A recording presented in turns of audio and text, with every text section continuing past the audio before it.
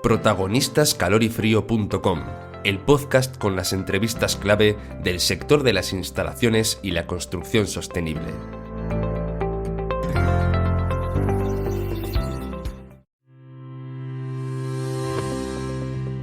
Hola a todos y bienvenidos al podcast Protagonistas de Calorifrio.com, un podcast en el que hablamos con las personalidades más importantes del sector para tratar los temas de actualidad. Maite Rufo, directora de Calorifrio.com, modera un debate promovido por Schneider Electric en el que participan Fenier, Revive, APCE España, Asprima y Aedas Homes. Hoy el debate se centra en los hogares del futuro y en hablar sobre cómo es la vivienda del presente y cómo serán los retos y oportunidades del futuro.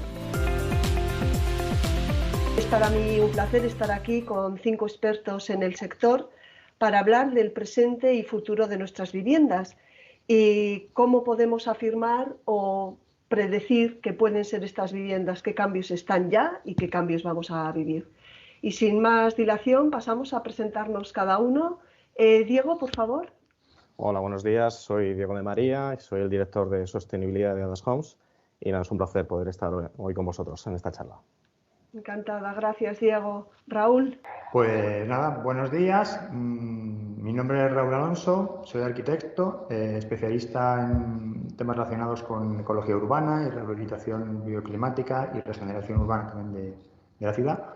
Y muchas gracias por habernos invitado. Estoy aquí en representación de Revive, que es una cooperativa de arquitectura que se dedica precisamente a la rehabilitación de edificios desde una perspectiva ecológica y bioclimática.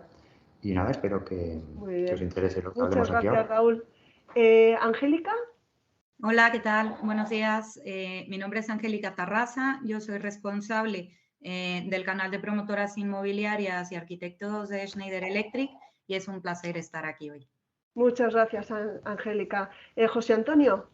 Hola, buenas tardes a todos. Soy José Antonio Vizcaíno, vengo en representación de FENIE, que es la Federación Nacional de Instaladores. Y bueno, agradeceros la invitación y un saludo para el resto de ponentes. Muy bien, Daniel, por último. Hola, buenas tardes. Soy Daniel Cuervo, director de Asprima y secretario general en APCE España. Para mí es un placer porque, como veis, sois un colectivo bastante heterogéneo, desde asociación, instaladores, fabricantes, arquitecto, con lo cual me apetece empezar con una ronda en la que me digáis cada uno un poco en espontáneo qué os viene a la cabeza o cómo imaginamos la vivienda del futuro. ¿Qué adjetivos, qué frases? ¿Qué es la vivienda del futuro? Diego. Pues por dar esos titulares, yo lo que os diría es que lo veo como una vivienda sostenible, entendiendo como una vivienda eficiente, descarbonizada, industrializada también, saludable y confortable. Una vivienda flexible y, desde luego, inteligente y autónoma. ¿Os ha dejado algo a los demás? Raúl. Creo que se van a repetir. Creo que se van a repetir unas cuantas, pero bueno, a mí lo primero que he pensado cuando has dicho eso es que la vivienda del futuro, curiosamente, la mayor parte ya existe hoy. Nosotros, desde la perspectiva de la rehabilitación, la mayor parte de las viviendas del futuro son las que ya existen mejoradas y esa parte no deberíamos olvidarlas y a partir de ahí sí que me entran calificativos como los que han aparecido y también uniría uno que es asequible, que sea una vivienda que la gente se pueda permitir. Que tienen que ser cada vez más personalizables, hipereficientes, o sea, pasamos de eficientes a hipereficientes, sostenibles y resilientes también. Yo estoy totalmente de acuerdo con vosotros. Es decir, Diego ha hecho una introducción donde nos ha dejado sin argumentos ya y Raúl ha dicho una cosa muy, muy interesante, ¿no?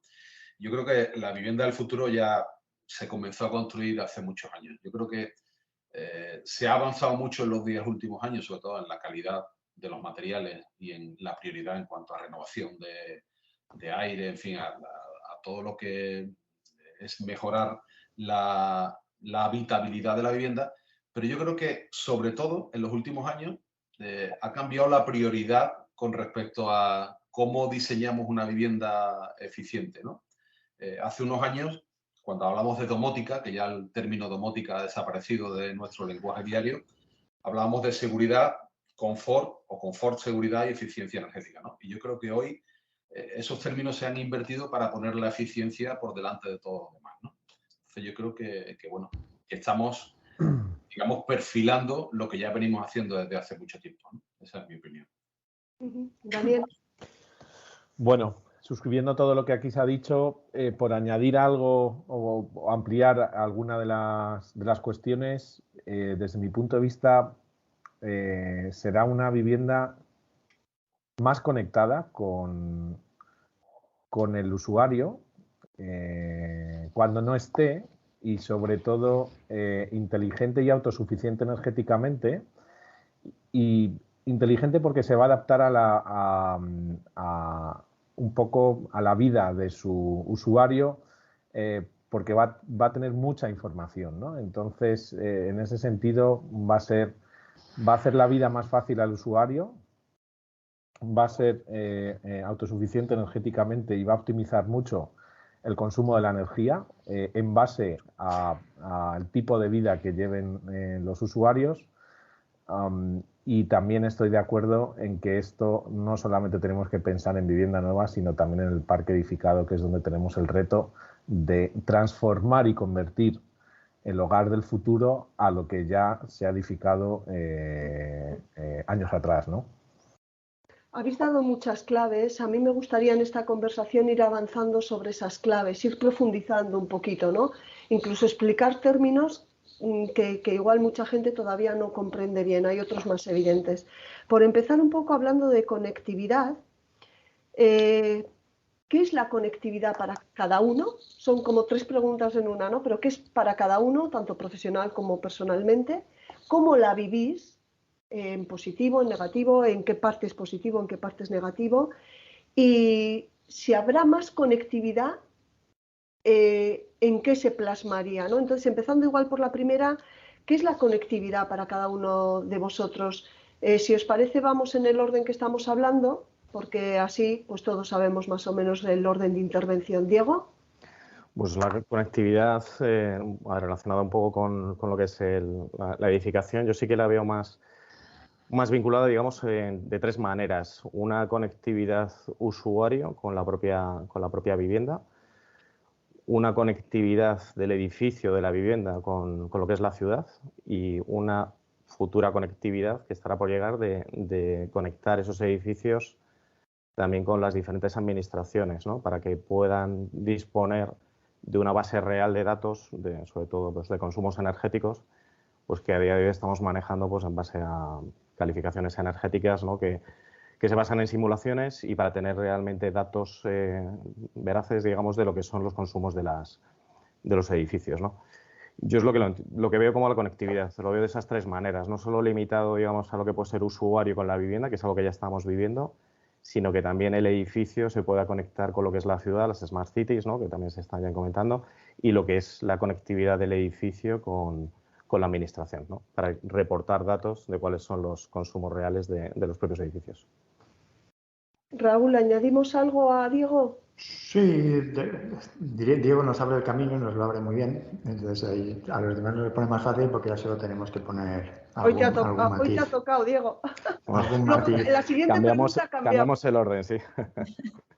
Y sin, o sea, lo que ha dicho Diego me parece todo perfecto, y yo haría hincapié en que como la conectividad hoy en día tiene una potencia, ha cogido un nivel de representatividad en todo lo que hacemos y en la construcción incluso más muy grande, yo haría hincapié en que para nosotros, para mí o para nosotros en la oficina, no nos olvidamos de que es un medio que pretende conseguir un fin. La conectividad es la necesaria, digamos, es la que necesitamos como personas y para mejorar como grupo, para llegar a algunos objetivos que nos tenemos que marcar.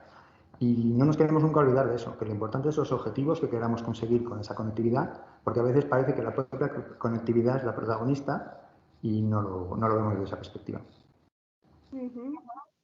Angélica.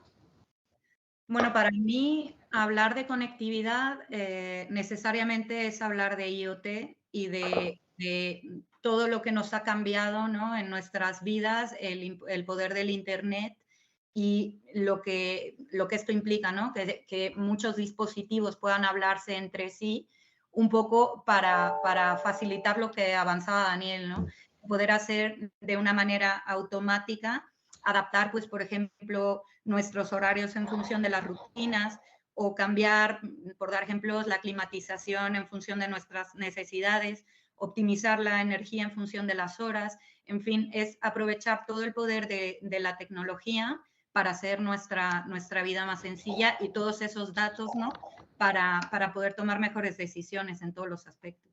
Decía antes Angélica al principio que para ella el hogar del futuro era un hogar muy personalizado. Igual viene por ahí también, ¿no? ¿Qué temperatura es la que yo quiero? ¿En qué momento? Y que lo haga de manera automática, que Claro. eso es el beneficio, ¿no? Lo que nos aporta ahora el Internet de las cosas. Ajá, José Antonio. Bueno, yo estoy de acuerdo con lo que ha comentado Angélica, ¿no? La conectividad, al final, lo que nos permite es obtener información para poder tomar decisiones, ¿no? Y yo quisiera introducir además una cuestión que es importante, en base a nuestra experiencia pasada. Hay que tener cuidado con el hogar inteligente, porque hay veces que lo hacemos tan inteligente que el usuario no es capaz de gobernarlo, ¿no? Entonces, bueno, sobre todo tenemos que tener en cuenta quién es el usuario de esa vivienda y de tratar de definir muy bien las necesidades para que esto no se nos vuelva en contra. Yo creo que los que hemos trabajado en proyectos como decía antes, ¿no? de domótica, donde se diseñaban sistemas para poner el confort por encima de todo, hubo una época donde nos dimos cuenta que ese confort al final convertía la vivienda en una vivienda inhabitable, ¿no? Y no sé si Angélica en este sentido ha tenido alguna experiencia de estas características, ¿no? Bueno, por eso hablábamos de la importancia de que sea cada vez más sencillo para el usuario, y eso es lo que nos aporta precisamente el IoT, ¿no? Que pueda hacerse de manera automática, que tú puedas generar a lo mejor automatizaciones y que lo hagan por ti, que se adapten a ti de una manera automática y que no sea tan complicado como era antes, ¿no? Lo que conocíamos como la domótica tradicional. Daniel, ¿algo que aportar a esto de qué es la conectividad? Pues yo creo que un poco reforzar lo que aquí se ha dicho. Para mí es, en función de unos parámetros definidos por el usuario, pues va a tomar decisiones la conectividad por ti, en función a tus intereses, para optimizar el consumo, el coste de habitar esa vivienda y optimizar, además del gasto, optimizar el confort.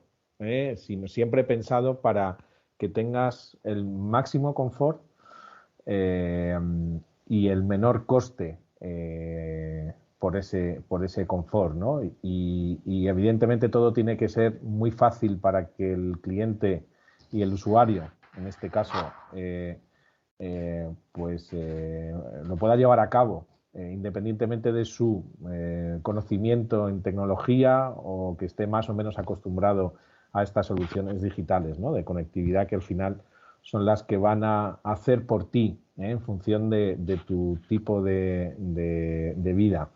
Yo me quedaría con eso. Ajá. Yo os voy a hacer un poco de abogado del diablo porque las respuestas las tenéis vosotros como profesionales, pero a veces la calle nos cuenta, ¿no? Que la conectividad está muy bien, pero también hay frenos a la conectividad. Esto me imagino que en Schneider lo habéis trabajado, o sea, no es ningún... no descubro nada, ¿no? Pero sí me gustaría tratar este tema un poco, ¿no? Porque al final llegamos a los hogares, a las casas, a la gente, y gente que está pues, con un concepto de la conectividad igual un pelín más negativo que nosotros. ¿O qué le podemos ver de negativo a la conectividad? Raúl decía, no tenemos que tener claros los objetivos de para qué queremos esa conectividad. Igual por ahí empiezan un poco las pistas. Si me permitís, empezamos por Angélica. Un poco esas barreras, cómo soportarlas y cómo pasarlas, ¿no? Pues yo creo que esto viene de años atrás, ¿no? Lo que hablaba de lo que conocíamos como la domótica de toda la vida. Ahora los sistemas han cambiado mucho. El IoT ha tenido mucho que ver al respecto. Yo creo que nos quedamos un poco con esa idea de la domótica compleja de gestionar,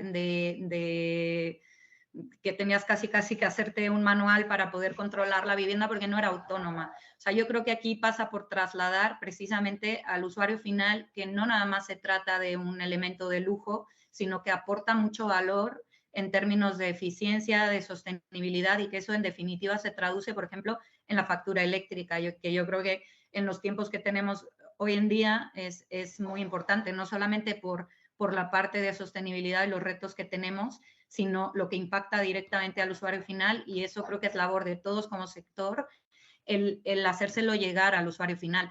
Ya tenemos la digitalización en muchos aspectos de nuestra vida y es verdad que en la construcción esto va más lento, ¿no? Esto es muy nativo en otros aspectos, en la banca, en la compra, lo tenemos muy naturalizado, pero yo creo que tenemos que hacer como una labor de enseñar al usuario final las verdaderas ventajas y que no solamente es un elemento de lujo. Una labor un poco de pedagogía. ¿Cómo veis los demás esos frenos? ¿Dónde pueden estar y cómo superarlos? José Antonio. A ver, uno de los frenos que hemos tenido históricamente ha sido el coste de este tipo de sistemas, ¿no? El cómo superarlo, bueno, ya en los últimos años la tecnología se está democratizando, es decir, hay mucho más facilidad al acceso de sistemas que nos permiten controlar ciertos aspectos de nuestras viviendas, ¿no? Históricamente también la instalación de estos sistemas pues, era un poco más complejo, ¿no? Yo creo que con el avance de la tecnología, al final todo esto va a ir llegando de manera natural, ¿eh? Ya ocurre en prácticamente todas las viviendas. Pues bueno, tenemos equipos que son autónomos, que se conectan a Internet, que te aportan información puntual a demanda. Es decir, todo esto se irá incorporando en nuestras vidas en el día a día. Y bueno, los promotores poco a poco, durante los últimos años ya han ido incrementando la presencia de este tipo de sistemas en las nuevas viviendas y al final yo creo que esto llegará pues por necesidad de poder convivir un poco con, bueno, con los problemas que tenemos en cuanto al coste de la energía y todas estas cuestiones, ¿no?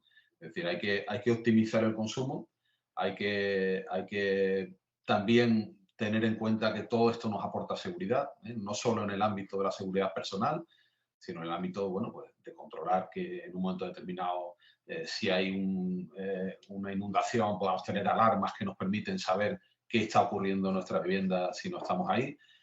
Yo creo que poco a poco esto lo iremos incorporando a nuestra vida de manera natural, ¿no? A mí me gustaría pasar a la siguiente pregunta con Daniel y el resto, pero empezando con Daniel, para hablar de otro término que ha salido, que es descarbonizar, ¿no? Las viviendas del futuro están conectadas entre ellas, con la ciudad, con el usuario, personalizado, es accesible, iremos avanzando en esa conectividad. Pero otro tema que salía desde el principio es que las viviendas del futuro, hablamos también de descarbonizar, ¿no? ¿Cómo son las viviendas en la actualidad y cómo percibís que se va a ir haciendo todo esto más descarbonizado y más sostenible? Sobre todo más descarbonizado, ¿no? Porque el parque está construido. ¿Cómo veis esa evolución? Bueno, lo primero, haciendo una labor de concienciación, ¿no? de lo que supone la huella que ya ha generado sobre todo el parque, ¿no? Entonces hay que aprovecharse de esa situación y por lo tanto actuar sobre ese parque para de alguna manera rebajar el consumo energético del mismo y siendo muy conscientes de que no lo podemos hacer impactando como en su día se hizo en el medio ambiente, ¿no? Entonces, por lo tanto, utilizando soluciones que minimicen evidentemente las emisiones en cuanto a los materiales que van a intervenir en ella. Por supuesto, intentando aprovechar el 100% de esos materiales que hay que renovar para darle una segunda vida y por lo tanto reducir esa huella de carbono en la fabricación de los materiales, pero sobre todo en materiales, bueno, pues con origen de renovables, sostenibles, por así decirlo, y sobre todo con mucho conocimiento de lo que ha generado ese material, ¿no? En su fabricación, en todo el proceso, para de alguna manera tener esa información y saber y poder medir, ¿no? Que es un poco al final de lo que se trata, ser consciente de esto. Entonces, con lo cual yo creo que intentar utilizar el 100% de los recursos que hay que sustituir. De alguna manera creo que esto cada vez está siendo más fácil hacerlo, aunque no es una tarea sencilla. Tener conocimiento del impacto que tienen todos los nuevos materiales para dar esa mejor solución al parque edificado, para tener esa trazabilidad y para poder medir lo que se está haciendo. Yo me quedaría con eso. Uh-huh. Raúl, pues te lo lanzo a ti en Revive y porque os dedicáis a ello, ¿no? Entonces, ¿cómo descarbonizamos, intervenimos el parque de viviendas existente? También en grandes trazos, porque no podemos entrar al detalle, pero desde vuestra experiencia, ¿no? ¿Qué posibilidad hay de esa descarbonización y en qué cantidad, ¿no? Dice, pues bueno. Realmente el nivel en el que se puede mejorar casi cualquier tipo de vivienda en temas de eficiencia energética es muy, muy alto. Y lo que sí que vamos viendo en los diferentes proyectos es que cuesta que la gente entienda que son proyectos que incluyen muchas cosas diferentes. Es decir, que no es una cuestión de voy a atacar uno de los problemas y así ya es suficiente. Voy a cambiar las instalaciones o voy a hacer un aislamiento extra, etcétera. Es un problema complejo que es necesario que se vea de manera transversal. Y ese es un inicio que sería importante introducir. Y a partir de ahí, seguir trabajando para que la gente entienda que la gente y las administraciones entiendan que ese problema futuro, esa vivienda futura, ya se soluciona hoy, que es como habíamos empezado a comentar esto, con esos aislamientos, con esos nuevos sistemas energéticos, con esa conectividad, con esa nueva tecnología, integrarlo todo personalizado para cada uno de los problemas que puedan surgir. A mí, Diego, esto que me encanta, lo que estoy escuchando, me parece carísimo. Digo, yo con esta casita de 70 metros del año 70 y pico, esta es la realidad de muchas casas. Quiero decir que vosotros sabéis que se puede, pero ¿cómo percibís o cómo se puede, un poco entre todos, ¿no?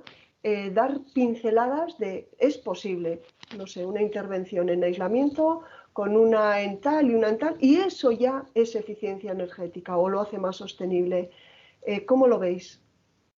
Desde luego, bueno, suscribir lo que ya se ha comentado, ¿no? Al final, dentro del impacto que puede tener en la huella de carbono un edificio existente, pues a nivel de materiales, la reposición o mantenimiento que haya que hacer de los materiales ya empleados en el edificio, pues tratar lógicamente, de utilizar productos que tengan un bajo impacto en esa huella. Y sobre todo lo que es la demanda, ¿no? La demanda energética, que es donde está el hándicap, pues toda la parte del carbón operacional que se llama de los edificios, ¿no? Por el propio uso de energía que hacen, y es minimizar la demanda, y para ello, desde luego, pues habría que atacar las envolventes, o sea, hacer una buena auditoría energética del parque existente, de los edificios, para poder optar a la mejor solución, tanto técnicamente como constructivamente, que se pueda realizar en las envolventes de los edificios. Y luego los sistemas de instalaciones, ¿no? Lo que pasa es que es verdad que es complejo, porque al final, bueno, descarbonizar, electrificar, bueno, es complejo, ¿no? Un poco por los sistemas que tenemos a día de hoy ya en el parque existente, y sobre todo los sistemas terminales que, por ejemplo, están climatizando las viviendas, ¿no? Porque no se adaptan todos los sistemas de producción de la misma manera, ¿no? Entonces, bueno, está claro que es donde hay que atacar, ¿no? Lo que es la envolvente para bajar la demanda, y luego los sistemas de instalaciones para que sean más eficientes. Y a nivel de materiales, lo que pueden ser reposiciones o mantenimientos, tratar de utilizar materiales de bajo impacto. Y entiendo esto que después, tiene un coste, después sí. medirlo, ¿no? Y automatizarlo, porque acabas, lo pones todo y dices, ya no sé qué pasa con mi casa, ¿no? Correcto, es lo que hablamos, ¿no? Un poco también lo que es, a ver, lógicamente tendría que haber una nueva recertificación energética a ese edificio para que se adapte a la situación actual de esa rehabilitación. y luego lo que hemos comentado al principio de esta conectividad que permita tener datos reales de cómo son los consumos de ese edificio. Ahí es donde le lanzo a José Antonio. Vosotros sois al final los que estáis ahí, a pie de obra, y os estaréis encontrando mucha casuística diferente, mucho. ¿Con qué os estáis encontrando un poquito para...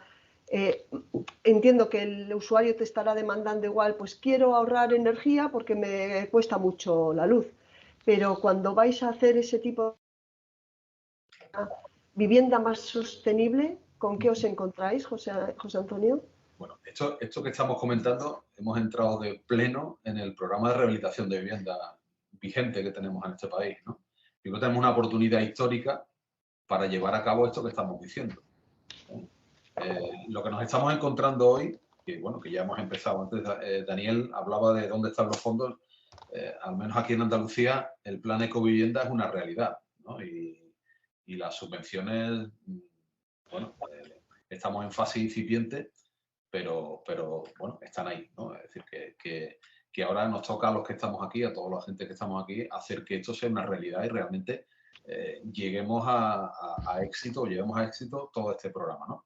Lo que decía Maite, nos encontramos con que, bueno, cuando actuamos en la envolvente, realmente llegamos a un porcentaje de ahorro que necesita obligatoriamente de la actuación de los instaladores, ¿no? Yo creo que es fundamental que todos los que estamos aquí vayamos unidos en el sentido de que la rehabilitación energética es necesario no solo actuar en la envolvente, sino además pensar muy bien en función de cada edificio cuáles son las necesidades, ¿no? Y en función de la tipología de consumo que se tenga en ese edificio y sobre todo de los sistemas, en el caso de zonas que sean un poquito más gélidas, los sistemas de producción de agua caliente sanitaria y calefacción y todo eso, ¿no? Yo creo que hay mucho recorrido, creo que podemos aportar mucho a todo esto y sobre todo debemos de ponernos entre ceja y ceja la necesidad que tenemos de que aprovechemos el momento que tenemos, ¿no? Y todos estos incentivos que tenemos de los fondos Next Generation realmente se utilicen de manera efectiva, ¿no? Vamos a avanzar un poco, lo habéis dicho, ¿no? La palabra electrificar. Electrificar, descarbonizar, rehabilitar, reformar. Casi que la población lo utiliza todo igual, ¿no? Voy a reformar la casa, voy a rehabilitar la casa, y no son lo mismo. ¿En qué momento estamos un poco, si me permitís, Daniel, de electrificación o cómo abordamos las actualizaciones de las instalaciones eléctricas del parque construido? Bueno, difícil. Pues, difícil porque... difícil pero posible, ¿no? Y yo creo que el reto lo tenemos ya encima de la mesa y sobre todo con recursos, lo que no teníamos hace 3 años, que teníamos el mismo reto encima de la mesa, los mismos compromisos, pero no teníamos recursos. El recurso se tenía que poner directamente del usuario, ya sea con más o menos financiación, ¿no? Y además también la normativa, sobre todo la ley de propiedad horizontal, pues era un freno, ¿no? Y se tenía que actualizar. Bueno, pues no hay mal que por bien no venga en este caso, y después de la pandemia tenemos a nuestra disposición unos fondos europeos que obligatoriamente hay que intentar conseguirlos consumir. Entonces, creo que todo esto empieza por concienciar al usuario, por concienciar al ciudadano que esta ventana es histórica y que lo tiene que aprovechar. Entonces, en las comunidades de propietarios hay que hacer una labor importante de concienciación y luego de comunicación por parte de la administración y de los agentes que podemos hacer esa transformación viable, ¿no?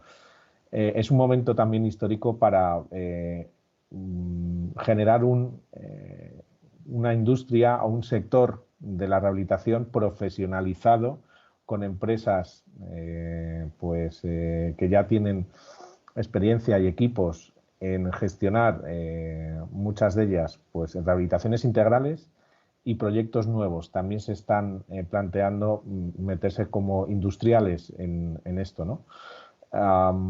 Entonces, yo creo que pasa mucho por concienciar, por comunicar Y además, más allá del tema tan importante como son los fondos europeos, estamos viendo bueno, pues la cara más cruda que tiene todo esto, y son los altísimos costes energéticos que todos sufrimos, ¿no? Con lo cual el momento no puede ser mejor, pero tenemos que aprovechar esa ventana que tenemos.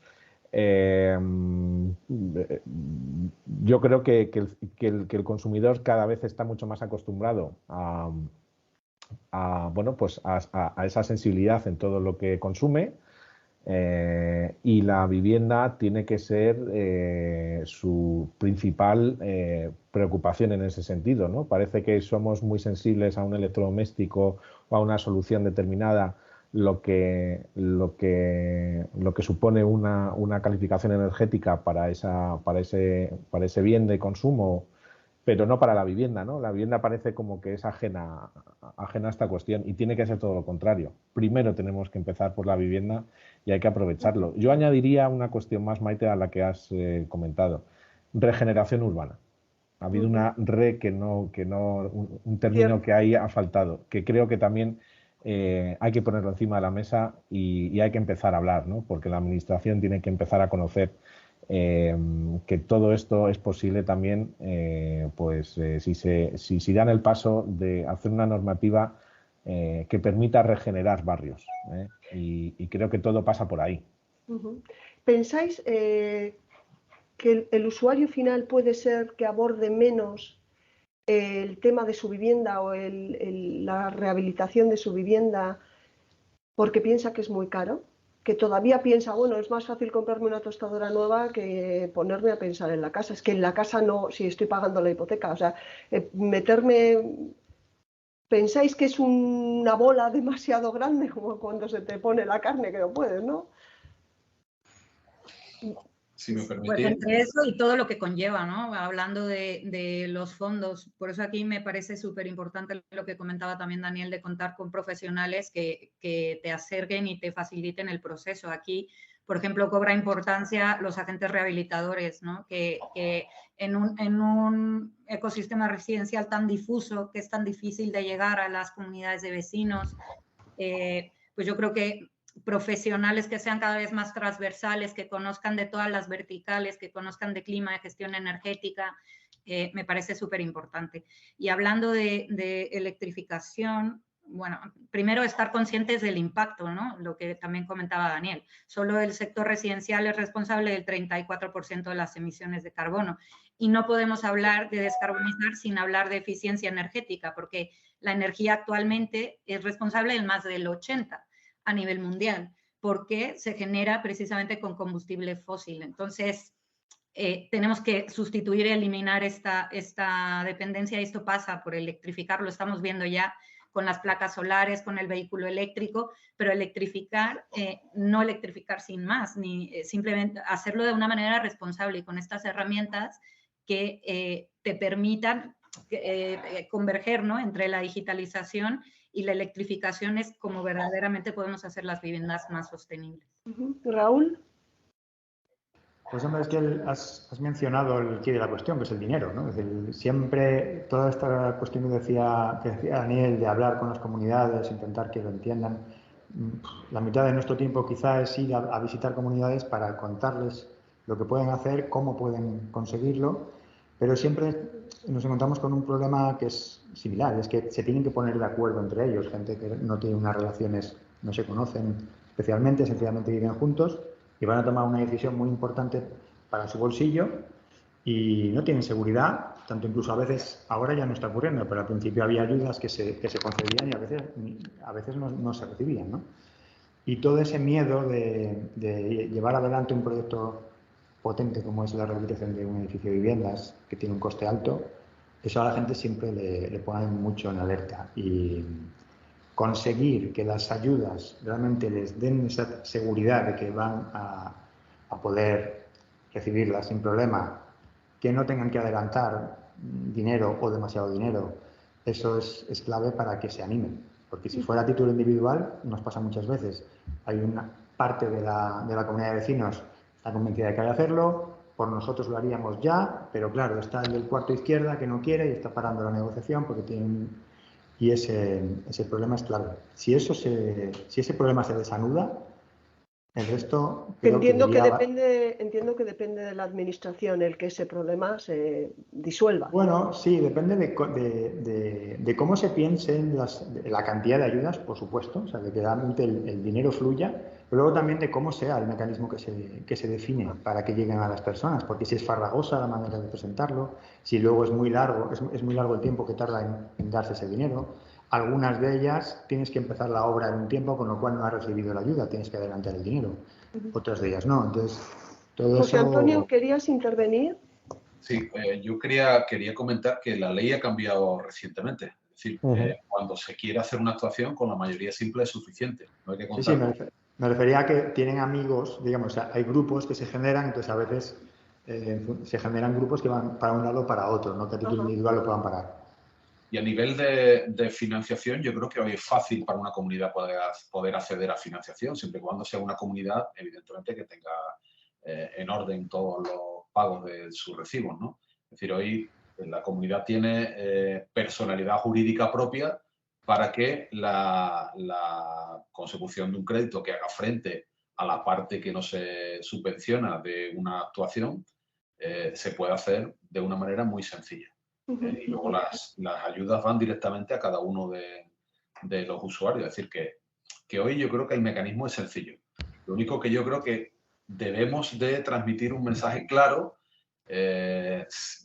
aclarando todas las dudas que muchas veces los vecinos tienen y esas cuestiones que siempre, ese miedo a que la ayuda no llegue, todas estas cuestiones que las hemos vivido con anterioridad, ¿no? Yo creo que es fundamental que en eso seamos muy claros. Igual la gente, disculpa, Daniel, un segundo, el agente rehabilitador que decía Angélica tiene un papel importante que jugar.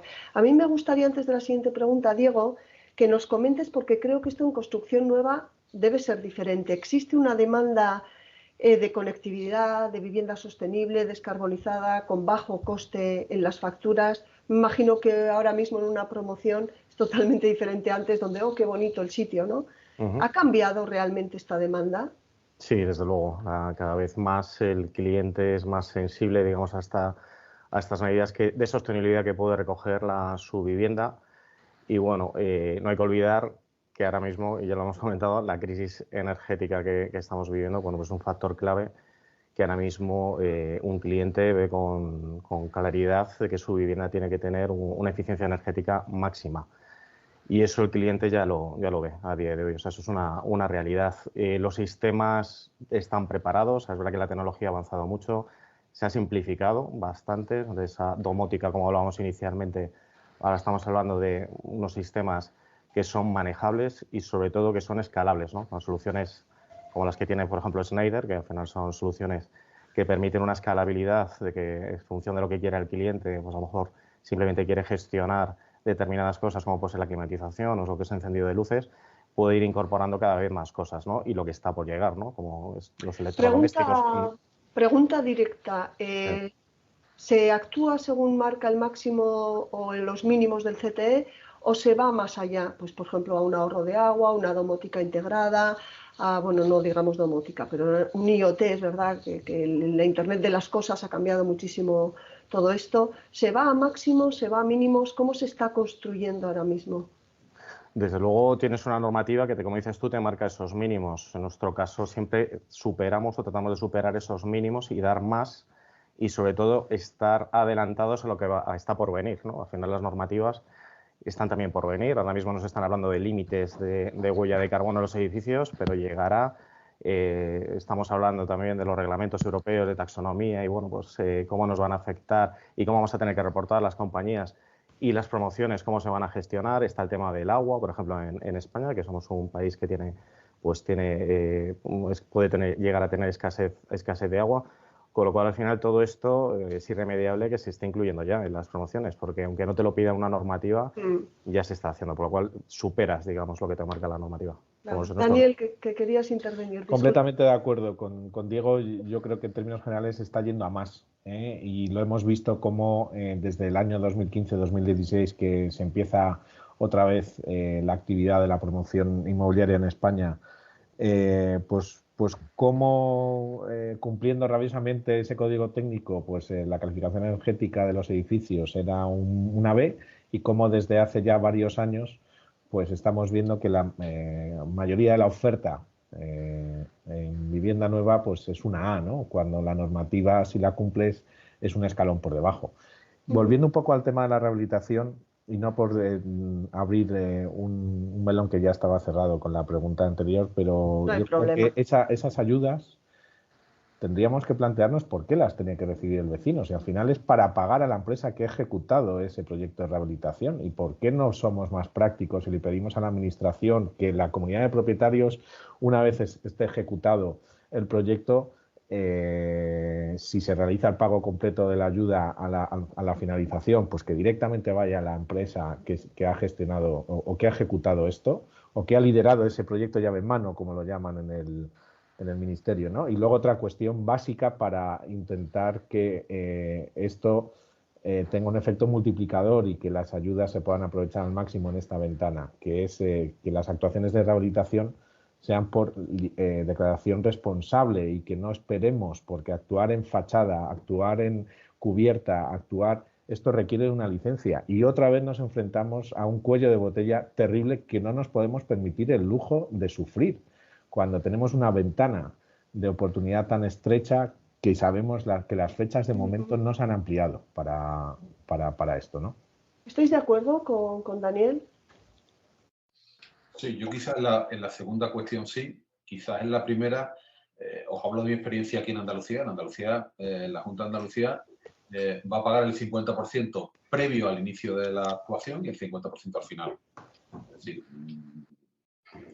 el hecho, en nuestro caso, que somos una parte de esos actores, el hecho de que esa subvención vaya directamente a la empresa que ejecuta esa acción, de alguna manera creo que monopoliza eso para grandes operadores, ¿no? Nuestra visión en esta cuestión, ¿no? Yo creo que somos parte, como instaladores, somos parte importante, como decía anteriormente, de la rehabilitación, y creo que tenemos mucho que decir, pero sobre todo creo que esto debe quedar en manos de todos los agentes, no solamente de las grandes compañías que con su capacidad de llegar a grandes proyectos monopolizan este tipo de actuaciones, ¿no? Raúl, te lo lanzo a ti por el tipo de empresa también que tenéis, ¿no? Que al final sois una cooperativa de arquitectos que os enfrentáis desde el principio hasta el final, convencer a la comunidad hasta gestionar los fondos. Sí, yo diría que cualquier medida que pueda agilizar el proceso está bien, porque es cierto que esa frase que parece normativa de una variación esencial en la envolvente genera que tenga que ser en una licencia o una declaración responsable, podría agilizar mucho en tema del tiempo que tardas hasta que consigues la licencia. El hecho de que siempre fuera la declaración responsable, eso es cierto. Luego, en cuanto a quién tengan que ser las personas o las entidades que reciban ese dinero, no sé qué sería lo más eficiente, porque lo que dice José Antonio también es cierto. Es decir, si se toma una decisión que lo que implica es que se centralice todo en empresas grandes, puede ser un cuello de botella que a lo mejor tampoco es interesante. No me atrevería en ese caso a decir dónde posicionarme, porque creo que es un tema de cómo se define esa parte más burocrática de las ayudas, que personalmente me supera un poco. Ajá. Pero cualquier cosa que pueda agilizarlo, desde luego, totalmente a favor, claro. Volviendo un poco a la casa del futuro, el hogar del futuro, un poco por ir cerrando, yo tenía aquí un listado que lo he compartido con vosotros anteriormente, y me gustaría que ante esa afirmación cada uno digáis un poco lo que os viene, ¿no? O más, ¿cómo convenceríamos en esa pedagogía que decimos que hay que hacer sobre la población general de que eso es un beneficio, que tu hogar esté descarbonizado? Diego, ¿eso es un beneficio? Absolutamente, es que si el impacto que tiene el sector de la construcción, que lo ha comentado anteriormente Angélica, pues es grande. Si no conseguimos descarbonizar los edificios, pues estaremos no solo agotando los recursos, sino que nos vamos a llegar a una situación en la que no vamos a poder prácticamente ni poder vivir, ¿no? con lo cual es una necesidad. Entonces no hay vuelta de hoja, tiene que estar completamente descarbonizados los hogares. Yo me estoy poniendo un poco en el lado de la comunidad de vecinos que decía Raúl, ¿eh? Claro, tenemos que descarbonizar. ¿Qué más argumentos para llegar a esa comunidad y decirles, señores, hasta aquí, hay que descarbonizar? El dinero. Perdón. No, venga, Raúl, tira con el No digo dinero. que el dinero es la clave. El dinero clave y los límites. sí. Sí. El dinero es la clave, es lo que primero llega. Hemos probado todo para ver qué le llega a la gente. Y al final es una obviedad, pero lo que le llega de verdad es el dinero. Porque aunque alguien quiera... Pero si tú vas con el argumento de descarbonizar, ¿cómo lo defiendes? Que van a gastar menos combustible, con lo cual van a gastar menos dinero. Yo empezaría por ahí, porque siempre que hemos atacado por el medio ambiente, la gente no lo percibe. Dice, sí, muy bien, pero yo tengo lo que tú decías, tengo la hipoteca, tengo tal, y mi dinero es mi dinero y esto tiene un coste. Ajá. Entonces dices, bueno, vas a gastar menos al final en un combustible que es caro ahora mismo y que lo será más previsiblemente en el futuro, con lo cual ahí ya tienes un ahorro. Y luego además, la parte de salud. La segunda capa en la que hemos detectado que la gente accede mejor a acceder a este tipo de medidas es la salud propia, no la de los demás, no el medio ambiente como tal, como todo el mundo lo acepta, pero bueno, está allí. Hasta ahora la gente lo ve lejano, lo está empezando a notar ya más cercano ahora, pero la salud propia ya es otra cosa. Entonces, todas estas cuestiones de medio ambiente al final le afectan a uno, no solo en las de emisiones, sino incluso en las de los materiales que utilizas en la construcción. Yo, a la primera parte que comentaba Raúl, de esas dos, añadiría una cosa al tema del dinero, y es que lo tienen que ver también como un incremento de valor de su patrimonio. Hay una revalorización de ese bien que tú has rehabilitado y que has puesto a punto, y que por lo tanto el día de mañana, cuando tú vayas a enajenarlo, esto será diferenciador. Lo primero, será más líquido, el comprador te lo va a exigir, y si no lo tiene te va a penalizar por ello, por lo tanto vas a vender tu vivienda a un menor precio. Entonces, por lo tanto, creo que esto también hay que utilizarlo como argumento a la hora de concienciar y de convencer. Si me permitís la intervención, generalmente al dinero reacciona mejor el que anda escaso, pero los mayores con vivienda pagada, aunque estén escasos de dinero, dice, para 4 días que me quedan, pero igual a la revalorización que dice Daniel, correcto, responde mejor este que quiere dejar su patrimonio o que... Correcto, en ese sentido ya no solamente decir... Digo porque España está bastante envejecida, al final te enfrentas a comunidades...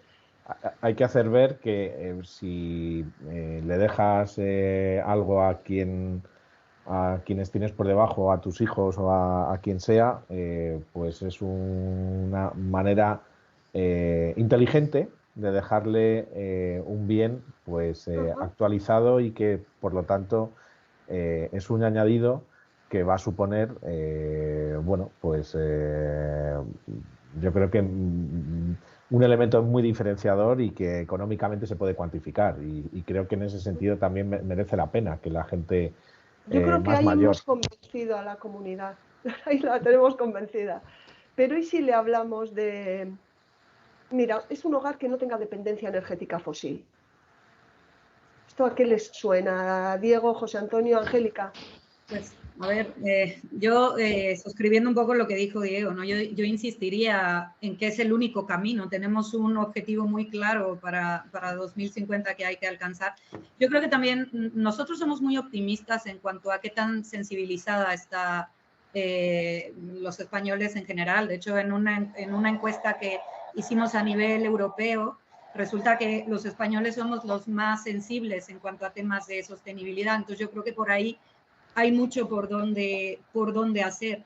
Estoy muy de acuerdo con el tema de la revalorización también, me parece súper importante, pero yo creo que hay, insisto, es el único camino y es una urgencia si queremos cumplir con los objetivos que tenemos emplazados. Os lanzo, Diego, José Antonio, digitalización y digitalización escalable, ¿no? Que son dos términos que también han salido. Vamos a ser sostenibles, menos dependencia fósil, pero además nuestros hogares deberían estar digitalizados y una digitalización sostenible. ¿Cómo les podemos argumentar esto cuando estamos hablando de envolvente? A ver, nosotros voy a hacer mención de una cosa que estamos haciendo en viviendas que no están rehabilitadas, ¿no? Ajá. Y además, en nuestro caso, la Junta de Andalucía tiene un programa que quiere ver el comportamiento de viviendas de edificios de en torno a 40 años, donde se está haciendo la digitalización de ciertas viviendas para tomar datos y ver comportamientos en referencia a tomar decisiones a futuro, ¿no? Yo creo que tendremos que tender a eso, es decir, edificios en los que vayamos a actuar, vayamos a rehabilitar y vayamos a hacer instalación de, por ejemplo, de sistemas fotovoltaicos, es fundamental que toda esa información que podamos captar de cómo producen las placas a tiempo real, de cómo se comportan nuestros edificios con respecto a las temperaturas interior e interior, es decir, todo eso nos va a llevar a poder sacar conclusiones de cuánto dinero nos está repercutiendo esas actuaciones que hemos llevado a cabo, ¿no? Yo creo que al final, como decíamos al principio, el digitalizar nos tiene que servir para tener información y poder tomar decisiones, ¿no? Y a partir de ahí, bueno, pues todo esto va en función también de lo que se quiera invertir y de lo que se quiera conseguir, por supuesto, ¿no? Diego.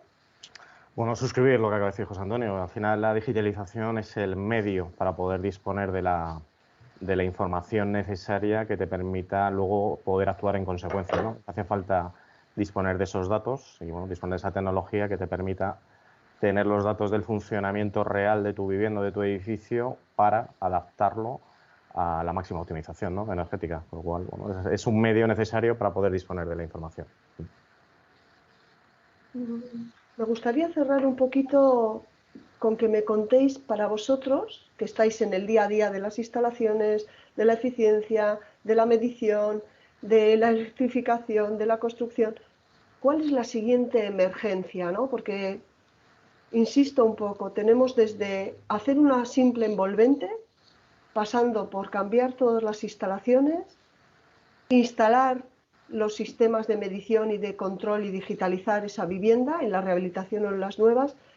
Pero, ¿cuál es el siguiente paso? Esa emergencia para caminar hacia ese hogar del futuro. Creo que es que esto esté al alcance de todos y que al final intentar, y se ha comentado al inicio de esta charla, que todo esto, que nadie se quede sin esto por una cuestión de coste de precio, ¿no?, por así decirlo, y que a mí ese es el reto, ¿no? Ese acceso a vivienda de la gente joven con estos términos, esos últimos años de la gente mayor que también se produzca en ese entorno y con esas soluciones y más o menos digitalizado, pero sí, sobre todo, mucho más sano, confortable y sobre todo eficaz en cuanto al coste que tiene, ¿no? Pero para mí sería ese. Al principio, cuando nos has dicho cómo imaginamos la vivienda futura, yo he dicho algo que va en la línea que ha dicho ahora Daniel, que es una vivienda asequible. Si no puedes acceder a ella, todo esto no tiene sentido. Pero una vez que ya lo hemos dicho y hemos hablado también de esa parte del dinero, yo creo que la emergencia es algo que ya está ocurriendo ahora y es que tenemos que seguir concienciando a la gente para que entienda qué implica este tipo de proyectos. O sea, que no es una cuestión de arreglar cosas puntuales, sino que es una cosa que conecta con otros muchas cosas y que una vivienda lo que tiene que producir es un bienestar profundo y amplio, de amplio espectro, internamente para quien la habita, pero también para el exterior. Hablando de la regeneración urbana del que me hablaba Daniel, pero a nivel global también, en cuanto a impacto medioambiental, etc. Esa palabra de bienestar con esa B mayúscula que hemos querido nosotros también remarcar, incluso en el nombre de nuestra oficina, tiene muchas explicaciones que tienen que ver con la bioconstrucción, con la bioclimática, tiene que ver con que sea saludable, con que sea hecho con criterios circulares, que sea eficiente y todo lo que hemos hablado aquí. Pero si la gente no lo entiende, no lo entiende desde dentro para que luego diga, bueno, vamos a hacerlo y hacerlo bien, es muy difícil, incluso con dinero. Pues me quedo con accesible, bienestar. Angélica, siguiente emergencia. Yo en rehabilitación pues seguiría trasladando al usuario final el beneficio. Y en obra nueva también me parece importante recalcar la posibilidad, y esto lo traslado, por ejemplo, a los promotores, a los prescriptores, a incorporarlo de base, ¿no? Esto, por ejemplo, en industrialización está muy claro que se puede hacer de una manera más fácil. Es como en los coches, ya nadie te pregunta si las ventanas son eléctricas o no. No es un opcional, esta tecnología ya viene de serie. Entonces, yo creo que en vivienda nueva se podría incorporar de serie para acercarlo cada vez más también. Diego. Pues, bueno, Siguiente emergencia. Pues la siguiente emergencia, bueno, por comentar algo diferente a lo que se ha podido comentar hasta el momento, yo creo que sería el que hace falta una inversión también que hay que acometer fuera, digamos, de lo que son las viviendas. O sea, estamos centrándonos también en lo que es toda la parte de viviendas, pero no hay que olvidar que al final hay que electrificar esas viviendas y aunque se puedan, muchas de ellas, abastecer de autoconsumo, ¿no? Porque también las normativas también han empujado al respecto, hace falta que nuestra red eléctrica pues también cada vez sea más renovable, ¿no? Y no solo eso, sino que con el parque existente que tenemos, donde no hay que olvidar que tenemos muchas viviendas que siguen dependiendo sus sistemas de calefacción de calderas, pues al final no se puede esto hacer, tiene que haber una transición y tú no puedes cambiar de un día para otro. Así que yo creo que hay que apostar, tiene que haber una transición, ya se está oyendo que llegará el hidrógeno, ¿no? El hidrógeno verde, que bueno, que yo creo que al sector residencial todavía le queda bastante recorrido, pero bueno, por ejemplo están ahí los gases renovables, como puede ser el biometano. Por lo cual yo creo que lo que hace falta a nivel de emergencia es que se apueste realmente por hacer infraestructura para poder abastecer a las ciudades. Y luego también diría que lo que son toda la parte de proveedores que ya están trabajando bastante, pues sigan trabajando para mejorar sus procesos de fabricación para consumir pues, las menos materias primas y que la huella o el impacto que hay, que es muy elevado en los procesos de fabricación de las materias que empleamos en la construcción, pues se baje significativamente. José Antonio, siguiente emergencia. Diego me ha robado el argumento. Tenemos un serio problema en este país con la distribución de la energía eléctrica. Nuestras redes no están preparadas para la demanda que estamos solicitando, ¿no? Y un gran problema que tenemos hoy en día es que plantas que se proyectan para dar servicio energético a ciudades no tienen punto de vertido para esa energía. Entonces, eso es un gran problema. Y ahí las empresas distribuidoras, pues bueno, tendrán algo que decir. Y yo creo que la administración pública debe de forzarles a que nos den una solución, ¿no? O al menos, no sé si pasar a otro modelo de distribución tutelada como ocurre en el transporte de energía a través de una empresa que, como ocurre en el transporte a través de red eléctrica, que sea una empresa tutelada directamente por la administración.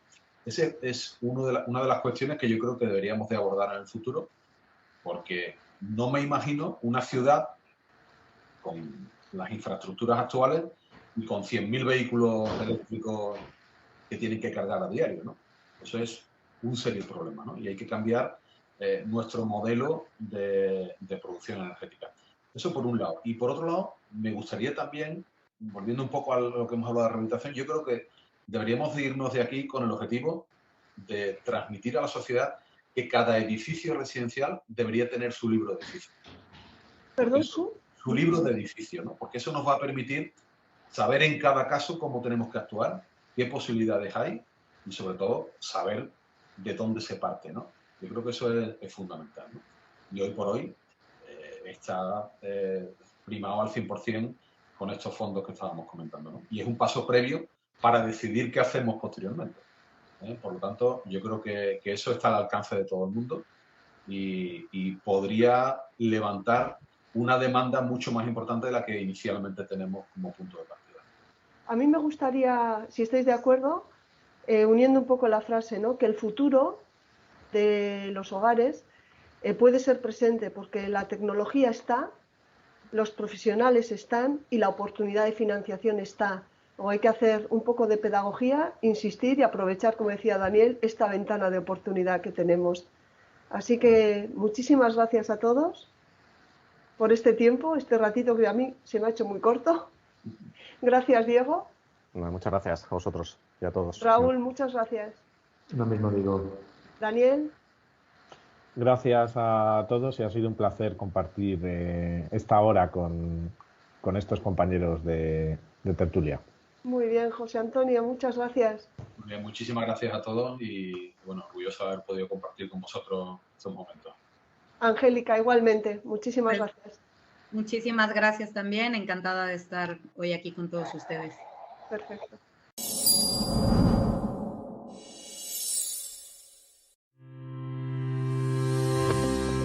Y hasta aquí nuestro podcast Protagonistas de hoy, este debate sobre los hogares del futuro promovido por Schneider Electric y en el que han participado Fenie, Revive, ABCE España, Asprima y Aedas Homes. Para más información sobre el sector visitad calorifrio.com. Muchas gracias por escuchar este debate y hasta pronto.